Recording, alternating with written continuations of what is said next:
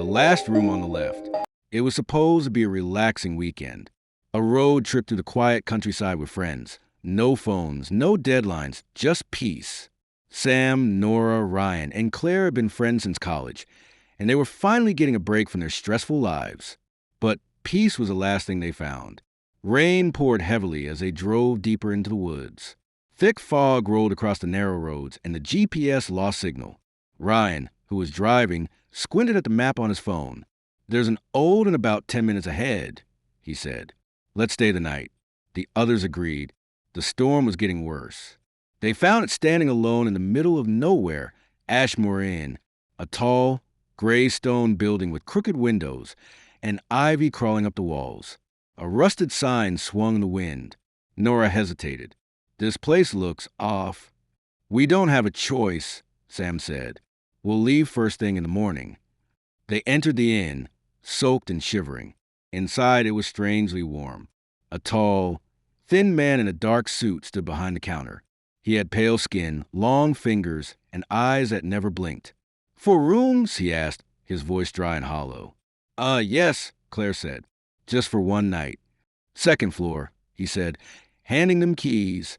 "Your rooms are all along the left hallway. The last room on the left, avoid it." "What?" Sam frowned. "Stay away from the last room on the left," he repeated, turning his back.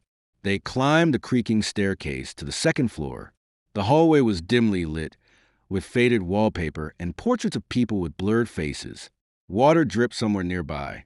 Their rooms were all next to each other, numbered 201 to 204. At the end of the hallway was room 205, the last room on the left. The door was black, unlike the others. Its handle was sealed with a thick red ribbon.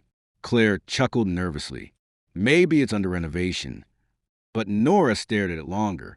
"It feels wrong." That night, strange things began to happen. Sam heard scratching behind the walls, like fingernails clawing wood. Nora's lights flickered. She saw shadows in the corner of her room, moving when she didn't. Claire's mirror fogged up with no steam, and a message appeared. "Don't open it." Ryan didn't sleep at all. The sound of a baby crying echoed from the hallway. But when he checked, the hallway was empty. By morning, they were all unnerved. "What if we open that last room?" Sam joked over breakfast, just to see what's inside. Ryan laughed, trying to lighten the mood. "Maybe there's treasure. Or a ghost." Nora and Claire both shook their heads. "The man told us not to," Claire said. "That wasn't a joke." "Come on," Sam grinned. "We'll just peek inside. No harm in looking." That night, they waited until midnight. The inn was silent. Ryan brought a pocket knife to cut the ribbon. Claire held the flashlight. Sam slowly turned the doorknob. It creaked open. Room 205 was pitch black. The light flickered as they stepped inside. The room looked abandoned. Dust hung in the air. The bed was untouched, but the sheets were torn. Strange symbols were carved into the walls. The window was bricked shut, and on the floor was a large circle, drawn in what looked like dried blood. Inside the circle was a chair, and on the chair sat a figure, wrapped in white cloth, head bowed. They froze. "Is that a mannequin?" Claire whispered. Ryan stepped closer. "Maybe." The figure moved. Just a twitch. Then its head turned, slowly, toward them. Under the cloth, something grinned. A sharp, unnatural smile. They ran, back in their rooms. They locked the doors and tried to calm down. No one spoke. That night, the real horror began. Claire vanished first. Nora woke up to hear her screaming. She rushed into Claire's room. The window was broken. Claire was gone. Only her flashlight remained, lying in the center of her bed, still on. They searched the woods. Nothing. The man at the desk said only one thing. She broke the seal. "The room is open now." Sam was next. In the middle of the day, he walked into room 205, saying he needed to understand. He never came out. Ryan and Nora were the only ones left.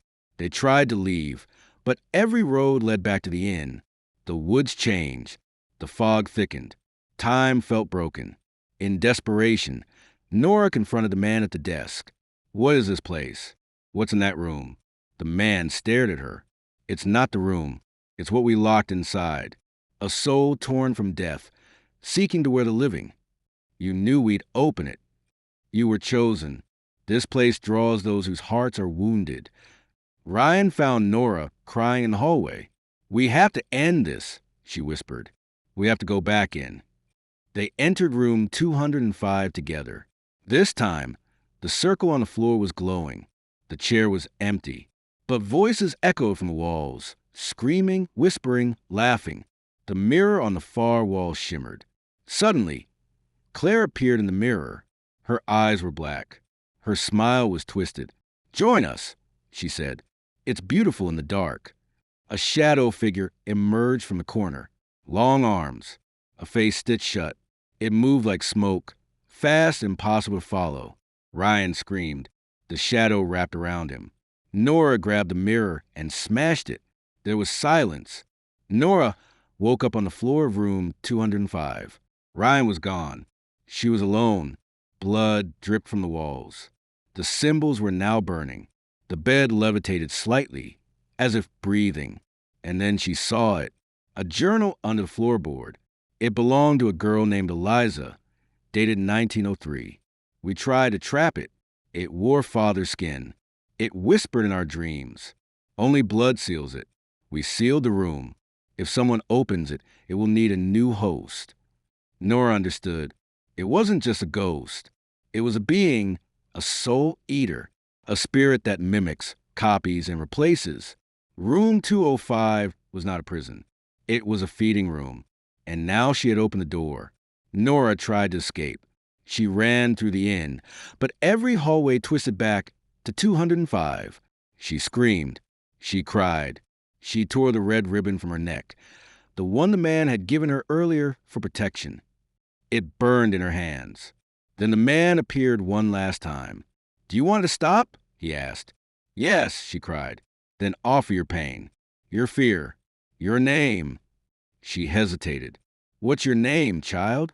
She opened her mouth to speak, but the door behind her creaked open, and a voice, her own voice, whispered, "Oh, come, it's time." Nora turned. The shadow stood there, smiling with her face. Epilogue.